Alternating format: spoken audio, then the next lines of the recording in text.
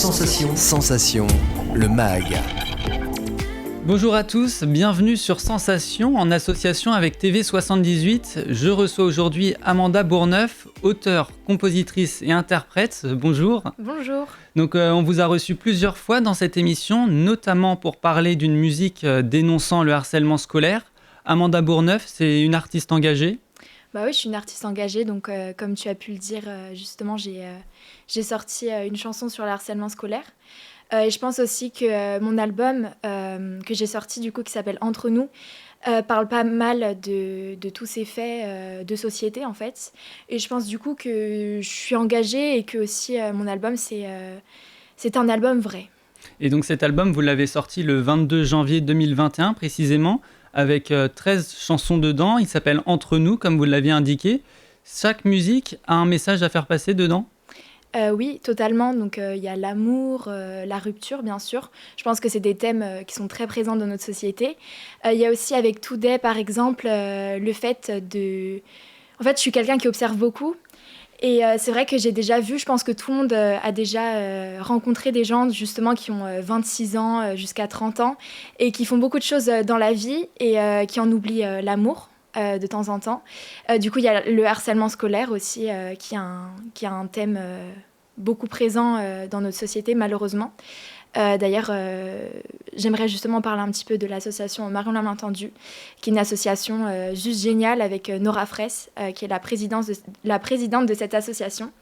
Et voilà, si vous êtes victime d'harcèlement scolaire, n'hésitez pas à aller voir cette association et à parler de tout ce que vous avez vécu, parce que... Voilà, c'est des personnes géniaux qui peuvent vous aider. Cet album, il est donc sorti il y a 1 an. Est-ce que vous avez eu des retours dessus ? Alors oui, bien sûr, déjà de ma famille, avant tout. Je pense que c'est mes principaux fans. Aussi des gens autour de moi, de mes meilleurs amis, de mon meilleur ami. Et c'est vrai que c'est génial. Et aussi sur les réseaux sociaux, du coup, sur YouTube surtout. Donc j'ai pu parler avec certaines personnes qui m'ont dit que c'était bien ce que je faisais, donc c'est cool. Et les résultats attendus sont présents ? Alors oui, surtout sur YouTube. Là, j'ai sorti justement un nouveau clip d'une chanson qui s'appelle Douceur. Et là, on est à 31 000 vues. Et même pour les autres clips, clips précédents, pardon, c'est vrai que on voit un résultat et on voit une évolution aussi par rapport à ce que j'avais fait avant, quand j'étais plus jeune. Donc vous l'avez dit, vous avez sorti le 18 mars une nouvelle musique, elle s'intitule Douceur. Exactement. Elle parle de l'adolescence au moment de la crise sanitaire. C'était une période difficile pour les adultes, mais également pour les enfants et les adolescents. Pour ceux qui ne l'ont pas encore écouté, on va découvrir ensemble un petit extrait et on poursuit juste après.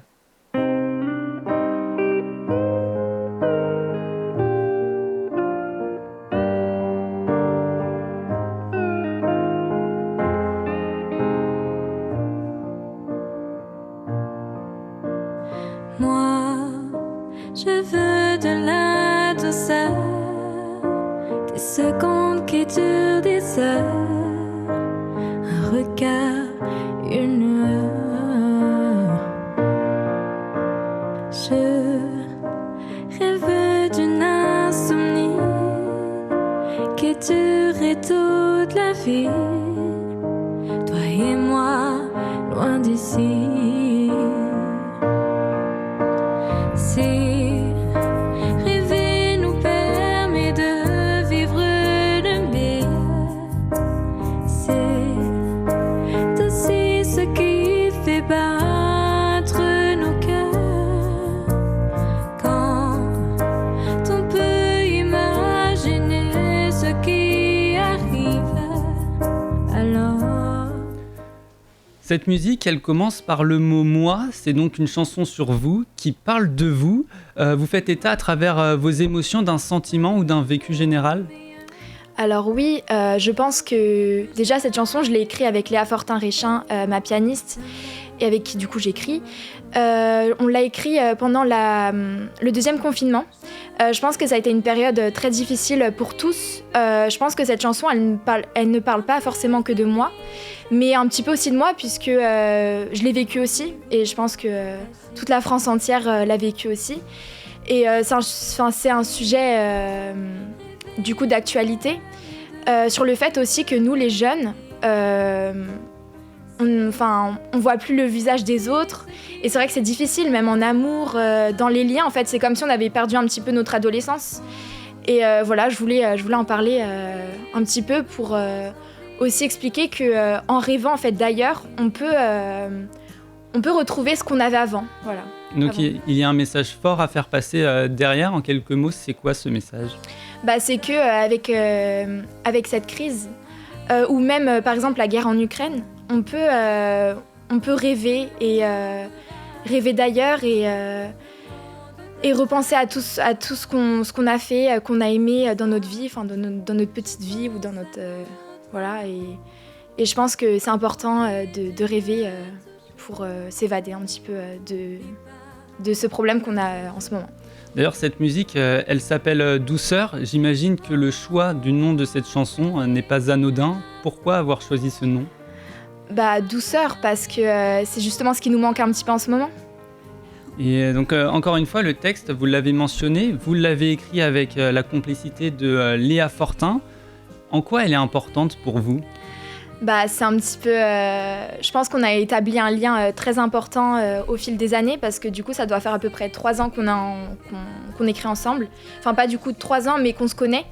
Parce qu'on avait commencé avec des reprises au tout début, et on a commencé à écrire 1 an après, en 2018. Et c'est vrai que je pense que le fait d'écrire ensemble, ça rajoute ce lien en plus encore. On est vraiment soudés et on s'appelle tout le temps. Voilà, on est tout le temps ensemble. Et justement, Léa Fortin, elle a une grande place pour vous. Comment vous l'avez rencontrée ? Alors, je l'ai rencontrée, c'était un tremplin dans ma ville. Et en fait, elle est venue et elle a adoré ma voix. Et depuis, voilà, on fait tout ensemble. Et donc, au-delà de Léa Fortin, vous avez toujours la même équipe derrière vous depuis pas mal de temps maintenant. Ce sont toujours les mêmes personnes aux instruments. Comment elle est l'ambiance au sein du groupe ? C'est exceptionnel. Hier, justement, on faisait des répétitions. Tous les mardis, on fait des répétitions, donc ça aide encore plus à la cohésion de groupe, en quelque sorte. Du coup, depuis pas si longtemps que ça, j'ai pas vraiment la date exacte, mais il y a un bassiste qui vient de nous rejoindre. Et c'est vraiment cool parce qu'on apprend à vivre en fait en groupe. Et c'est vrai qu'au début, on n'était que toutes les deux avec Léa. Et ça fait quelque chose de voir que le projet évolue. Et donc, à côté de cette musique, vous avez réalisé un clip pour l'illustrer qui est disponible sur YouTube. Un clip simple avec vous devant le micro en train de chanter pendant plus de 3 minutes. Pourquoi ce choix quand on sait que vous avez déjà réalisé des courts-métrages pour illustrer vos chansons ? Alors, je pense que les autres clips que j'avais fait avant, c'était plus sur le côté adolescence. C'était moins moi, en fait, la moi chanteuse. C'était plus quelque chose voilà, autour d'une thématique. Alors que là, vraiment, dans cette chanson, je parle aussi de moi, de ma vie. Et c'est vrai que voilà, on avait envie d'un clip très simple, mais où tout le monde peut se retrouver. Et donc, vous avez employé le mot de thématique. Pour vous, Amanda, quelles sont les thématiques qui vous animent ? Les thématiques de la société. Ce dont vous aimiez parler dans vos chansons ? De l'amour d'abord, ça c'est clair. Je pense que tout le monde s'y retrouve de toute façon dans cette thématique. Il y a plein de termes, il y a plein de choses à dire en soi. Là en ce moment, j'ai écrit du coup avec Léa une chanson sur la guerre en Ukraine. Donc on va bientôt commencer à le voir en groupe en fait, parce qu'on n'a pas encore montré aux autres groupes. Aux musiciens et du coup on a vraiment hâte, mais il y a plein de sujets de société. Et donc vous avez commencé à écrire une chanson, vous l'avez dit, sur la guerre en Ukraine. Excusez-moi, quels sont les autres projets que vous avez, hormis cela, très rapidement ? Alors j'ai une petite tournée dans le 92 que j'ai commencé d'ailleurs avec Châtillon et Montrouge. Et là, du coup, on va être à... Alors, j'ai oublié le nom de... c'est le stress, peut-être. Mais on a vraiment plein de plein de scènes à faire. Donc c'est vraiment cool parce que depuis la crise sanitaire, on faisait plus rien en fait, dans le sens, et je pense que la scène c'est quelque chose que tous les artistes ont besoin d'expérimenter. Merci Amanda Bourneuf d'avoir été avec nous sur Sensation. Pour revoir et écouter cette émission, cela se passe sur votre site internet et sur votre application Radio Sensation.